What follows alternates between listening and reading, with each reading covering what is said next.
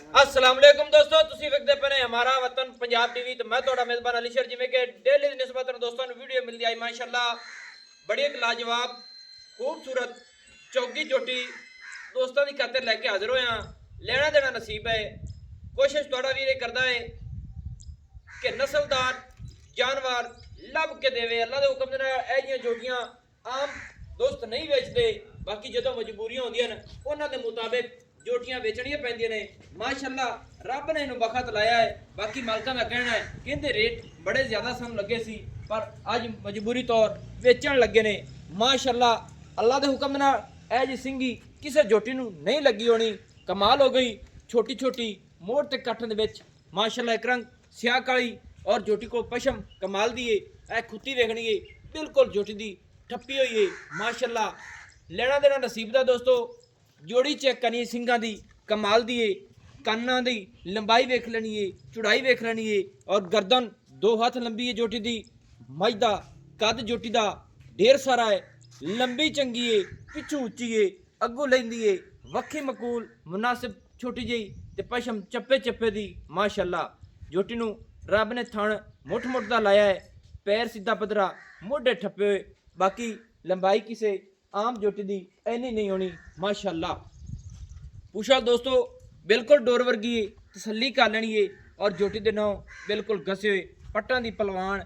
पिछू तकरीबन मज सह सारी चौड़ी है, फुट तो ज़्यादा खुड्डा चौड़ा और सिंगल अड्डी टाकां चक्की हुई। जदों जोटी नूं अगू तकिया जासी अल्लाह दे हुक्म नाल पिछू चौड़ी नज़र आवेगी। इहनूं आखदे नहीं नस्ल जात। माशाअल्लाह ए बड़े घराने घर दी जोटी है, नस्लदार है। डेरे ते आए हैं, जोटी दी पुछ पै गई है, तसल्ली कराना साडा काम है। नस्ल जात अल्लाह दे हुक्म नाल आम है जी, नहीं लभनी।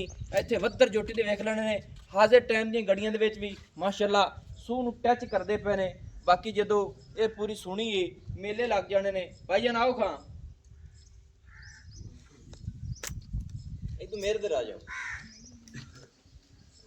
ਇੱਥੇ ਦੋਸਤੋ ਥਣਾ ਦੀਆਂ ਵੰਡਾਂ ਹੀ ਚੈੱਕ ਕਰ ਲੈਣੇ ਮਾਸ਼ਾਅੱਲਾ ਕਮਾਲ ਦੀਆਂ ਨੇ। ਬਾਕੀ ਆਪਾਂ ਸਾਰੀ ਗੱਲਬਾਤ ਭਾਈਓ ਕੋਲ ਪੁੱਛਨੇ। अस्सलाम वालेकुम जी। जी वालेकुम सलाम। भाईजान की हाल है? अल्लाह का शुक्र है जी, सब खैर है जी? बिल्कुल ठीक है। मेरे बिरा दा नाम की है? मोहम्मद असलम जी।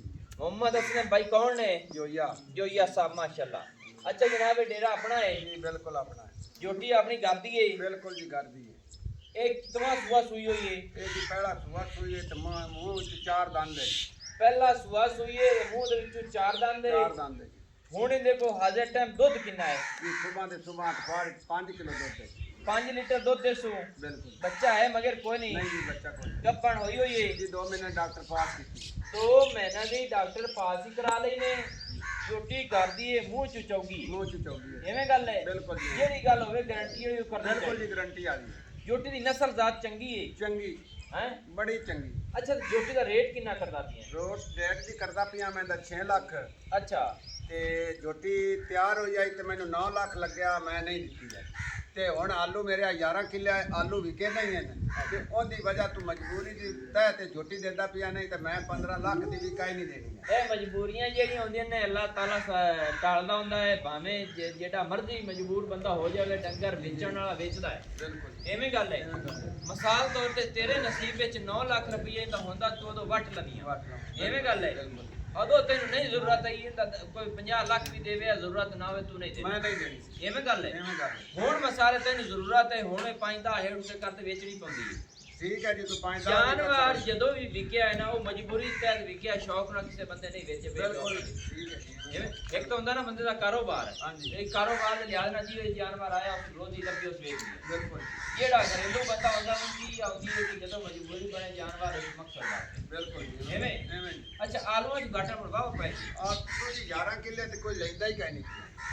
ਅੱਛਾ ਉਹ ਪਟਾਕੇ ਮਾਰ ਜਾਂਦੇ ਪਰਾਲ ਤਾਂ ਇਹਨੂੰ ਦੇ ਨਾਲ ਮੇਰੇ ਪੁੱਤਰਾਂ ਰੰਗੀ ਝੋਟੀ ਹੈ, ਮੈਂ ਕਹਿੰਗੀ ਦੇ ਦੇ ਬਾ ਮੈਨੂੰ 50 ਲੱਖ ਵੀ ਦਿੰਦਾ।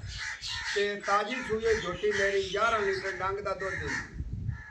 ਮਾਸ਼ਾਅੱਲਾ 11 ਲੀਟਰ ਇੱਕ ਟਾਈਮ ਦਾ, ਯਾਨੀ ਕਿ 20-22 ਲੀਟਰ ਪਹਿਲੇ ਉਹਦੇ ਦੁੱਧ ਕਰਦੀ ਦਿੰਦੀ ਹੈ ਜੀ। ਦੋਂਦੀ ਸੂ ਪਈ ਆਈ ਤੇ ਮੈਂ ਦੇ ਵਾਧਰ ਜਿਹੜੇ ਸੂ ਦੇ ਨਾਲ ਲੱਗਦੇ ਆ, ਸੂ ਦੀ ਇੱਥੇ ਕਰੂੰਬਲੀ ਮੈਂ ਚਾਂਦੀ ਚੱਲੇ ਨਾ।